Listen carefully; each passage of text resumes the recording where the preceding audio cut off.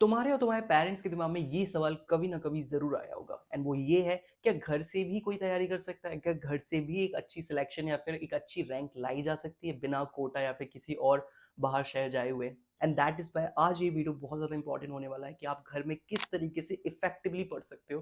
Because I know कि घर में बहुत ज़्यादा अलग चैलेंजेस होते हैं, वो ईज़ी नहीं होते एंड इसलिए इन स्टडी टेक्निक जो मैं आपको इस वीडियो में बताने वाला हूँ, बहुत ज़्यादा इंपॉर्टेंट है आपके सिलेक्शन में जो लोग घर से तैयारी करते हैं। सबसे पहले आपको जो करना है वो है कि अपने पेरेंट्स से बात करनी है ना, आपको उन्हें बताना है, ये एंश्योर कराना है कि नहीं, आपकी प्रिपरेशन बहुत ज़्यादा इंपॉर्टेंट रखती है एंड आप अपनी प्रिपरेशन की रिगार्डिंग बहुत ज़्यादा सीरियस है, ताकि पेरेंट्स आपके साथ कोऑपरेट करें। ऐसा नहीं कि आप पढ़ रहे हो फिर मम्मी बोलते हैं कि नहीं, जाके दूध ले, आप घर कोई आया हुआ है, गेस्ट आया हुआ है, और क्या पता आप मॉक टेस्ट लगा रहे हो और आपके पापा बोले नहीं भाई, ये सोफा अगर हम यहाँ खिसका देंगे तो ज़्यादा बेटर दिखाई देगा।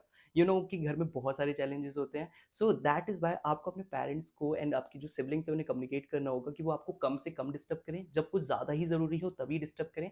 क्योंकि सही बताऊँ, मेरी मॉम जो थी वो बहुत ही ज़्यादा कोऑपरेटिव थी, बहुत ही ज़्यादा कोऑपरेटिव। मैं सही बताऊँ, अगर मैं एम्स वैली रूम में बैठा हूँ just because of my mother, and a loud shout out to my mother definitely, because उन्होंने जो कोऑपरेशन दिखाया, उन्होंने मेरा जो ध्यान रखा, उन्होंने कभी मुझे उतना डिस्टर्ब नहीं किया और मुझे हमेशा वो करने दिया जो मैं करना चाहता हूँ। मुझे घर में कभी कोई डिस्टर्बेंस नहीं दिया।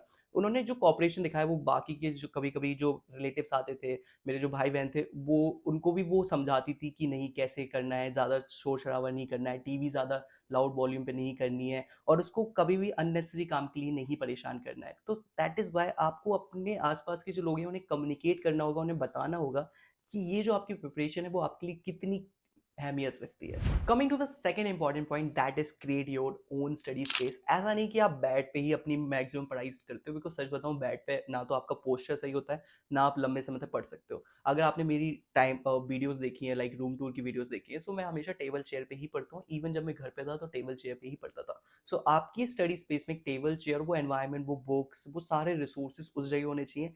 वो जगह लेस डिस्ट्रैक्टिव होनी चाहिए। मतलब ऐसा नहीं कि आपने जो जहाँ जिस रूम में टीवी रखी हुई है उसी रूम में अपना स्टडी स्पेस बना रखा है, नहीं।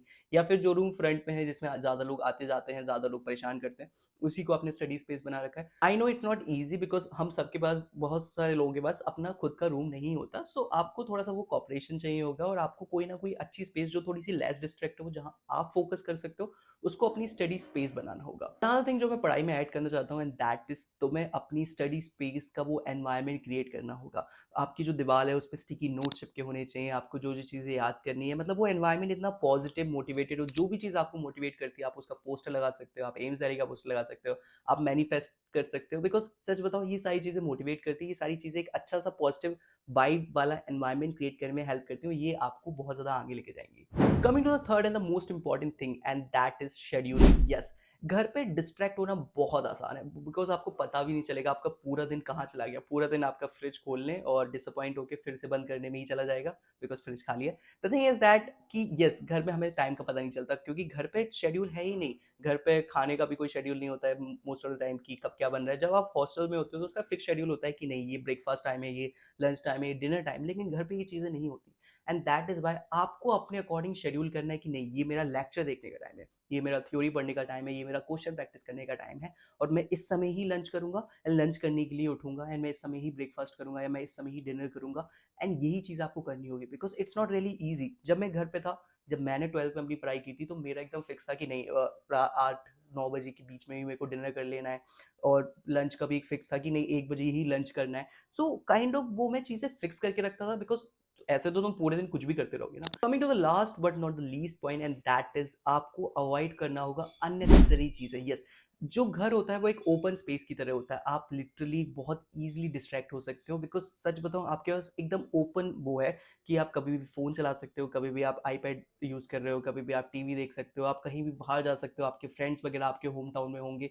सच बताऊं, जब मैं 12th में था, मैंने अपने क्लोज फ्रेंड्स के अलावा जो थोड़े से दूर के फ्रेंड्स थे, जिनसे ज़्यादा बनती भी नहीं थी, उनको मैंने बताया तक नहीं था कि मैं घर पे आ गया हूँ, हॉस्टल से वापस आ गया हूँ, ताकि वो मुझे परेशान ना करे। And literally I was that kind of kid कि यार, किसी की शादी हो रही है, किसी की बर्थडे पार्टी, मैं क्यों जाऊँ भाई, मेरा क्या काम है, शादी तो वैसे भी मेरे बिना भी हो ही जानी है।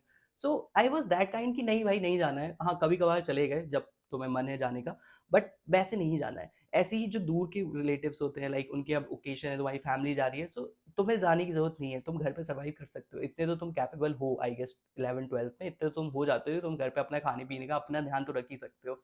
सो तुम्हें सीरियस होना होगा, वो डिसिप्लिन तुम्हारे अंदर होना चाहिए कि नहीं यार तुम नीट की तैयारी कर रहे हो, तुम कॉम्पिटेटिव एग्जाम की तैयारी कर रहे हो, तो तुम्हें वो डिसिप्लिन आना है। ऐसा नहीं किसी ने बोल दिया चल भाई आज थिएटर मूवी देखने चलते हैं, आज बहुत अच्छी मूवी लगी है, चल देखने चलते हैं, फिर तुम हर संडे तुम्हारा प्लान बन गया क्योंकि तुम्हारा दोस्त आवारा है, वो तो कुछ कर नहीं रहा, बट तुम भी कुछ नहीं करोगे उसके चक्कर में। सो ये चीज तुम्हें समझनी होगी, एंड दैट इज वाई वो डिसिप्लिन घर पे होना बहुत ज्यादा इंपॉर्टेंट है। जब तुम हॉस्टल में होते हो वो अपने आप डिसिप्लिन आ जाता है, बिकॉज तुम कहीं भाग नहीं सकते ना, दैट इज वाई।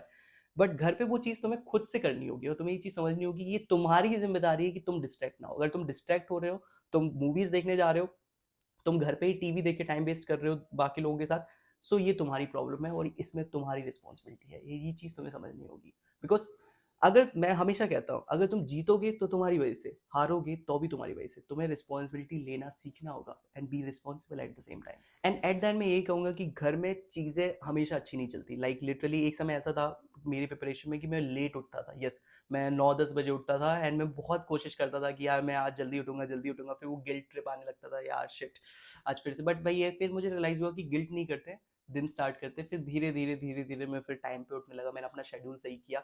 सो हमेशा चीज़ें स्मूथ नहीं चलेंगी, कभी ना कभी चीज़ें बिगड़ेंगी, बट तुम्हें रेडी होना है चीज़ें सही करने के लिए। एंड जैसे मैंने कहा मैं बहुत डिसिप्लिन था, एंड डिसिप्लिन घर पे बहुत ज़्यादा इंपॉर्टेंट रोल प्ले करता है। And as a result of it मैंने घर से भी ऑल इंडिया रैंक 5 निकाल लिया। मैं तुम्हें यही बताना चाहता हूँ कि अगर तुम आ गए अपनी पे तो तुम कुछ भी फोड़ सकते हो, कुछ भी फोड़ सकते हो अगर तुम अपने पे आ गए कि नहीं भाई करके दिखाना है। सो वही चीज़ मैंने की एंड मैं अभी एम्स दिल्ली में हूँ और तुम भी आ सकते हो। मैं यही बताना चाहता हूँ कि घर से भी कोई टॉप कर सकता है, घर से भी कोई एम्स दिल्ली फोड़ सकता है। मैं इस वीडियो से यही तुम्हें बताना चाहता हूँ, अगर तुम उतनी डिसिप्लिन हो गए हो, मैंने जो 4 पॉइंट्स तुम्हें बताए अगर तुमने वो फॉलो कर लिए, you are done, you are done with your NEET preparation. And I guess that's it for today's guys, and I hope so कि आपको वीडियो अच्छा लगा होगा। For more such useful videos channel को सब्सक्राइब जरूर करना है। हम मिलते हैं आपसे अगली वीडियो पे, जब तक के लिए गुड बाय।